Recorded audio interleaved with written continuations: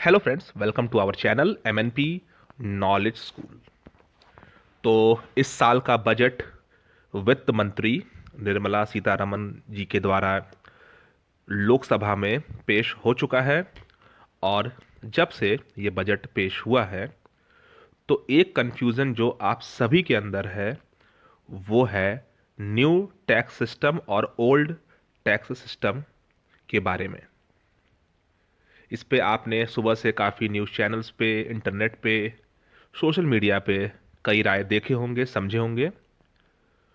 तो इस वीडियो के माध्यम से सबसे पहले आपको नए और पुराने दोनों टैक्स स्लैब्स के बारे में बताया जाएगा। यह टैक्स सिस्टम आखिर है क्या।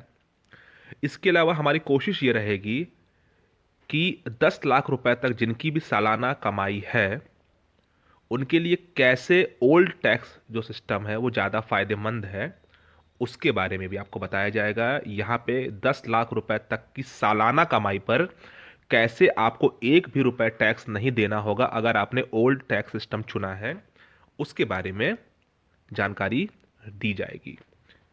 और भी तमाम चीज़ें इस वीडियो में हैं। ये वीडियो शायद आपके लिए काफ़ी इंपॉर्टेंट होने वाला है, तो ध्यान से वीडियो देखें, पूरा देखें। और अगर वीडियो के बाद अच्छा लगे तो लाइक करें, शेयर करें और चैनल को भी सब्सक्राइब जरूर करें।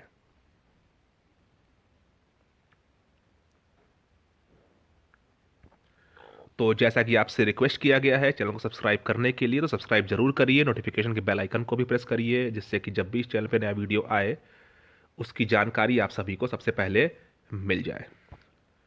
तो कुछ भी बताने से पहले आइए ये जानते हैं कि जो नया टैक्स सिस्टम यानी नया टैक्स रेजीम है जो जो इस साल के बजट में फाइनेंस मिनिस्टर श्रीमती निर्मला सीतारमन जी ने जो बताया, वो स्लैब आखिर है क्या। देखिए, अगर किसी व्यक्ति की अगले फाइनेंशियल ईयर में यानी 2023-24 के फाइनेंशियल ईयर में अगर इनकम 3 लाख रुपए तक है, सालाना इनकम, ईयरली इनकम, तो उसको कोई टैक्स नहीं देना होगा।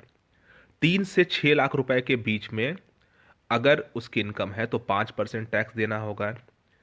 6 से 9 लाख रुपए के बीच में इनकम है तो 10% टैक्स देना होगा। 9 से 12 लाख रुपए है तो 15% टैक्स देना होगा। 12 से 15 लाख रुपए की इनकम है तो 20% टैक्स देना होगा। और 15 लाख रुपए से अधिक अगर आपकी इनकम है तो 30% टैक्स देना होगा। तो एक चीज यहां पे बिल्कुल आप कंफ्यूजन मत रखिएगा, ये नया टैक्स रिजीम जो फॉलो कर रहा है उसके लिए है। तो आपके मन में एक सवाल और आएगा कि नए और पुराने टैक्स रिजीम में क्या अंतर है। तो यहाँ पे अंतर भी समझ लेते हैं।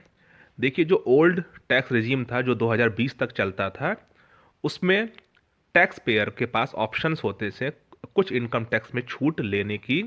80C का छूट, 80D का छूट, और तमाम जो जैसे होम लोन पे आप जो ब्याज देते हैं उस पे जो आपको रिबेट मिलता है उसके छूट लेने का, वो ओल्ड टैक्स सिस्टम में था और वो आज भी लागू है।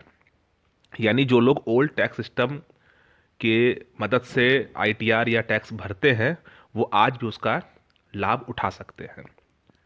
2020 के बजट में एक नया न्यू जो इनकम टैक्स रेजीम आया उसमें ऐसा किया गया कि सीधे आपको फ्लैट टैक्स देने के लिए ऑप्शन दिया गया, जिसमें आप 80C और 80D जैसे जितने भी डिडक्शंस हैं उनके लाभ ना लें, या अगर आपको 80C 80D का इन्वेस्टमेंट नहीं करना है तो आपके पास एक इंडिपेंडेंट आप हो, आप आज़ाद हो। उसमें देखा यह गया कि जो टैक्स के स्लैब थे वो थोड़े कम थे। कई बार कई लोगों को कंफ्यूजन हुआ कि ओल्ड सिस्टम ले या न्यू सिस्टम ले। उसके बारे में हम आगे वीडियो में आपको बताएंगे कि किन परिस्थितियों में आप न्यू टैक्स सिस्टम फॉलो करें और किन परिस्थितियों में आप ओल्ड टैक्स सिस्टम फॉलो करें।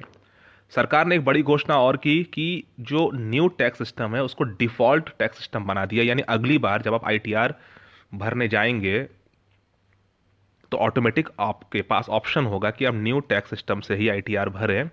अगर आपको ओल्ड टैक्स सिस्टम से भरना होगा उसके लिए आपको फिर वहां पे अलग से चुनना पड़ेगा। और यहां पे एक बात और ध्यान रखें कि ओल्ड टैक्स सिस्टम में कोई बदलाव नहीं हुआ है। यानी कुछ लोगों को ये कन्फ्यूज़न है कि जो टैक्स का स्लैब है, अब हम 7 लाख तक कोई टैक्स नहीं देंगे, और 2.5 लाख का जो रिबेट जो आपको मिलता है छूट, 2.5 लाख से तक आप जो एक भी रुपये टैक्स नहीं देते थे, अब वो 3 लाख हो गया है। वो दो अलग अलग चीज़ें हैं। नए टैक्स सिस्टम में चेंज हुआ है, पुराने में कोई चेंज नहीं हुआ है। आगे अभी इसको डिटेल में समझने की कोशिश भी करेंगे। अब देखिए, ये आपके सामने जो है ये ओल्ड टैक्स सिस्टम है, ठीक है। इसमें क्या था? इसमें था कि 2.5 लाख रुपए तक आपको कोई टैक्स नहीं देना था, 2.5 लाख से 5 लाख के बीच में 5% देना था, 5 से 7.5 लाख रुपए के बीच में 20% टैक्स देना था, 7.5 से 10 लाख के बीच में भी 20% देना था, 10 से 12.5 लाख के बीच में 30%, 12.5 से 15 लाख के बीच में 30%, और 15 से 20 लाख के बीच में आपको 30% टैक्स देना था। ये ओल्ड टैक्स सिस्टम है जो आज भी जारी है। इसमें एक जो बेनिफिट आपको मिलता है वो ये है कि जो डिडक्शंस होते हैं, जैसा कि आपको बताया गया, 80C, 80D, होम लोन और तमाम चीज़ें, CCD, 87A, सारे सेक्शंस हैं, इसके छूट आप लेते थे, वो आप अभी भी ले सकते हैं। ओल्ड टैक्स सिस्टम में, नए वाले में नहीं ले सकते हैं। तो ये भी क्लियर हुआ, यानी कि ओल्ड में क्या स्लैब है और न्यू में क्या स्लैब है, ये आपने अब तक समझ लिया होगा। अब देखिए, एक चर्चा जो सोशल मीडिया पे और हर जगह है वो ये है कि नए टैक्स रेजिम में 7 लाख तक की जो कमाई है उसमें आपको कोई भी टैक्स नहीं देना होगा। टैक्स स्लैब में जो बदलाव, पिछले साल जो नए टैक्स स्लैब में वो 5 लाख तक था, अब वो 7 लाख कर दिया गया। तो ये बात बिल्कुल सही है कि टैक्स स्लैब में अगर आपकी इनकम 7 लाख तक है तो आपको कोई टैक्स नहीं देना होगा, या यूं कहें कि 7.5 लाख तक अगर आपकी सैलरी है और अगर आप नया टैक्स सिस्टम चुनते हैं तो भी आपको एक भी रुपये टैक्स नहीं देना होगा। उसके पीछे वजह क्या है कि नए टैक्स सिस्टम में 50,000 रुपीज़ का जो स्टैंडर्ड डिडक्शन था, जो पिछले सालों तक ओल्ड टैक्स सिस्टम में लगता था, उसको अब नए टैक्स सिस्टम में भी शामिल कर लिया गया है। यानी कि अगर आपकी इनकम मान लीजिए 7.5 लाख रुपए है आपकी सैलरी, और उसके बाद आपने 50,000 रुपए का स्टैंडर्ड डिडक्शन जो है घटा लिया, और घटाने के बाद जो है 7 लाख रुपए आपके बचे, तो वो 7 लाख रुपए होते ही आपके रिबेट के दायरे में आप आ जाएंगे और पूरी आपको टैक्स में छूट मिल जाएगी।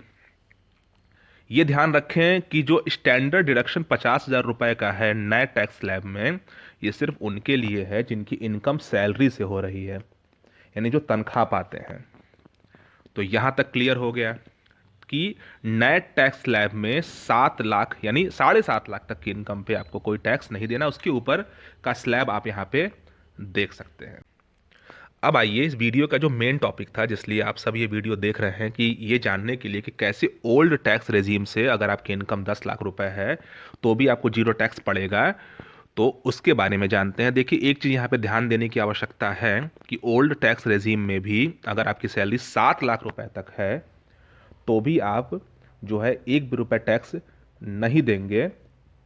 उस केस में, जिस केस में आपने 7 लाख की अगर आपकी इनकम है, 50,000 रुपए का स्टैंडर्ड डिडक्शन आपने ले लिया और 1.5 लाख रुपए का आपने 80C में रिबेट ले लिया, यानी 1.5 लाख रुपए 80C का और 50,000 रुपए का जो स्टैंडर्ड डिडक्शन है, यानी 2 लाख रुपए टोटल आपका 7 लाख में से माइनस होगा।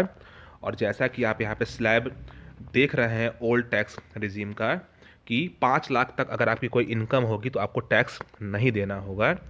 क्यों नहीं देना होगा? क्योंकि एक सेक्शन 87A के तहत 5 लाख तक की इनकम पे आपको टैक्स माफ है। यानी कि ओल्ड टैक्स रिजीम में भी अगर आप 80C में पूरा 1.5 लाख रुपए जमा करते हैं तो 7 लाख तक की कमाई पर आपको कोई टैक्स नहीं देना होगा। अब ये एक चर्चा का विषय है, ये व्यक्तिगत अपना चॉइस होगा कि जिनकी इनकम 5 लाख साल में है, 6 लाख है, 7 लाख है, वो ओल्ड में जाते हैं या न्यू में जाते हैं। यहाँ पे मैं एक बात ज़रूर उनसे कहूँगा, अगर उनकी कोई इन्वेस्टमेंट नहीं है, पैसा वो नहीं बचा पा रहे हैं, 80C के इन्वेस्टमेंट नहीं कर पा रहे हैं, तो वो ऑब्वियसली उनकी नई जॉब है तो नए टैक्स रेजिम में ही जाएं, क्योंकि नए में जाने के बाद उनको 7 लाख तक पूरा टैक्स माफ़ है। क्योंकि ओल्ड में तो तब माफ़ है जब आप 80C का पूरा 1.5 लाख का इन्वेस्टमेंट करते हैं। तो 7 लाख की आमदनी पे क्या आप 1.5 लाख रुपए 80C में बचाने की स्थिति में है, ये बेहतर जो है हर इंडिविजुअल अपना निर्णय ले। लेकिन हाँ, अगर वो 1.5 लाख का इन्वेस्टमेंट कर रहा है तो ओल्ड टैक्स रेजिम बेटर है। 1.5 लाख के इन्वेस्टमेंट करने से एक फ़ायदा ये भी है कि फ्यूचर के लिए कुछ आप सेविंग भी करते हैं। अब देखते हैं 10 लाख पे कैसे आपको टैक्स में छूट मिलेगा ओल्ड टैक्स रेजिम में। तो एक चीज़ जैसा आपको बताया गया कि पुराने जो टैक्स ऑप्शन में कोई इनकम टैक्स में राहत नहीं मिली है, कोई चेंज नहीं है। 2.5 लाख से अगर आपकी इनकम ज़्यादा है तो आपको टैक्स देना होगा। लेकिन जैसा मैंने आपको बताया कि 87A सेक्शन के तहत 5 लाख तक की इनकम पे टैक्स माफ़ है। यानी 5 लाख से 10 लाख के बीच में जो भी आप इनकम करेंगे उस पर आपको 20% टैक्स देना होता है ओल्ड टैक्स रेजीम में। अब आइए देखते हैं कैसे आप, अगर आपकी इनकम 10 लाख रुपए है तो आप जीरो टैक्स पे करेंगे। तो समझिए, सबसे पहले इनकम टैक्स के सेक्शन 87A का आप फ़ायदा उठाएंगे। 10 लाख आपकी इनकम है, 10 लाख की कमाई में से आप 5 लाख रुपए तक, जैसा आपको बताया गया कि कोई आपको टैक्स नहीं देना है, यानी 5 लाख रुपए आपका माइनस हो गया, बचा आपके पास 5 लाख रुपए। उस 5 लाख रुपए में से 50,000 रुपए का स्टैंडर्ड डिडक्शन है, यानी अब बचा आपके पास 4.5 लाख रुपए जो आपकी टैक्सेबल इनकम होगी। 4.5 लाख रुपए में से 1.5 लाख रुपए आप 80C के तहत जो है इन्वेस्ट करके टैक्स बचा सकते हैं। EPF में, PPF में, इंश्योरेंस में, ELSS में, सुकन्या समृद्धि योजना में, NSC में, 5 साल की FD में, NPS में और वगैरह वगैरह स्कीम है जिसमें आप इन्वेस्टमेंट करके 1.5 लाख तक सेविंग कर सकते हैं। यानी 4.5 लाख में से 1.5 लाख रुपए आपने और इन्वेस्ट कर दिया है। अब बचा आपके पास 3 लाख रुपए जो आपके टैक्स के दायरे में आएगी। अब अगर आपने होम लोन ले रखा है तो होम लोन का आप इंटरेस्ट देते हैं, सेक्शन 24B है जिसमें आपको 2 लाख के ब्याज पर टैक्स में छूट मिलती है। यानी कि अभी आपके पास 3 लाख रुपए था, 2 लाख आपने ब्याज में दे दिया, आपने अपना घर बनाया है, उस पर आप इंटरेस्ट दे रहे हैं, उसको पूरा 2 लाख रुपए आपके इनकम से माइनस हो जाएगा। बचा आपके पास 1 लाख रुपए, और 1 लाख रुपए में अगर आपने अलग से नेशनल पेंशन सिस्टम यानी NPS में सालाना 50,000 रुपए और इन्वेस्ट करते हैं, जिसके लिए सेक्शन 80CCD1B है, तो आपको एडिशनल 50,000 रुपए की छूट मिल जाएगी। यानी कि 1 लाख रुपए बचा था, 50,000 आपने NPS में इन्वेस्ट कर दिया, बचा 50,000 रुपए 80D के तहत मेडिकल पॉलिसी अगर आप लेते हैं या लिए हैं तो 25,000 रुपए तक आप टैक्स बचा सकते हैं।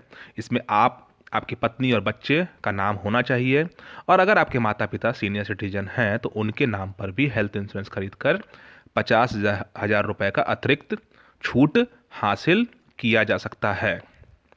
इस तरह 10 लाख रुपए तक की पूरी इनकम जो है आपकी टैक्स में छूट मिल जाएगी, आपको टैक्स आप बचा सकते हैं। जैसा मैंने अभी कुछ देर पहले बताया, ये आपका व्यक्तिगत चॉइस है। अब काफ़ी लोग ये कहेंगे कि 1.5 लाख का इन्वेस्टमेंट करें, फिर जो है होम लोन का ब्याज दें, या फिर उसके बाद NPS में पैसा लगाएं। देखिए, काफ़ी लोग ये कर रहे हैं। हिंदुस्तान का एक बड़ा वर्ग जो टैक्स पे करता है, उसके पास होम लोन चल रहा है, उसका NPS में पैसा कट रहा है, उसका हेल्थ इंश्योरेंस चल रहा है, उसके माता पिता बुजुर्ग हैं, 80C का इन्वेस्टमेंट उसका जा रहा है, PF कट रहा है, इंश्योरेंस LIC पॉलिसी का प्रीमियम दे रहा है, PPF में इन्वेस्ट कर रहा है, तो कर रहे हैं। इस वीडियो के पीछे मकसद ये है कि जिनको ये कर रहे हैं और उनको जानकारी नहीं है, उनको जानकारी मिले। साथ ही साथ अगर जिनको एक एडवाइस चाहिए कि ओल्ड टैक्स रेजीम लें या नया टैक्स रेजीम लें, तो देखिए यहाँ पे मैं ज़रूर बोलूँगा, चॉइस ये आपका होगा। सुझाव बस ये है कि अगर आपकी इनकम कम है, आप नए जॉब में लगे हैं, तो कोशिश करिए कि अगर आपको टैक्स बचाना है तो आप न्यू टैक्स रेजीम फॉलो करिए। लेकिन अगर आप 80C के इन्वेस्टमेंट करना शुरू कर चुके हैं तो ओल्ड पे ही जाइए, क्योंकि ओल्ड पे जाने से एक तो आपको टैक्स में छूट तो मिलेगी, साथ ही साथ फ्यूचर के लिए कुछ पैसा आप बचाएंगे इसी बहाने, इन्वेस्टमेंट के बहाने, अन्यथा सारा पैसा आप खर्च कर दोगे। तो ये था आज का वीडियो, कैसे आप 10 लाख रुपए की इनकम पे ओल्ड टैक्स रेजीम फॉलो करके पूरा टैक्स बचा सकते हैं। साथ ही साथ न्यू और ओल्ड जो टैक्स स्लैब्स है, टैक्स रेजीम है, उस पर जो कन्फ्यूज़न होगा आपका दूर हुआ होगा। वीडियो उम्मीद करते हैं आपके कन्फ्यूजन को दूर जरूर किया होगा। अगर इसके बाद भी कोई सवाल मन में है तो ज़रूर पूछिए, कोशिश करेंगे ऐसे नॉलेजेबल और ज्ञानवर्धक वीडियोस आपके सामने लाते रहें। अगले वीडियो तक have a nice day, keep smiling. Video को लाइक और शेयर जरूर करें। नमस्कार।